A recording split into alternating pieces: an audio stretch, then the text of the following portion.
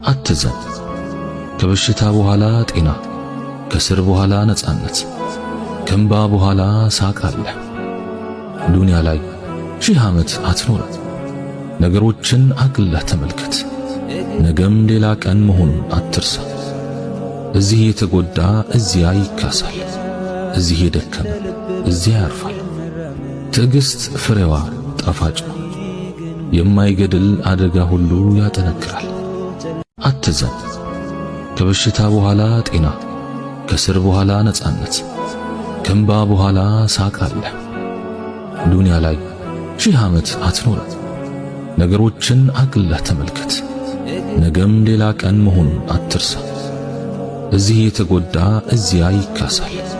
እዚህ የደከመ እዚያ ያርፋል። ትዕግስት ፍሬዋ ጣፋጭ ነው።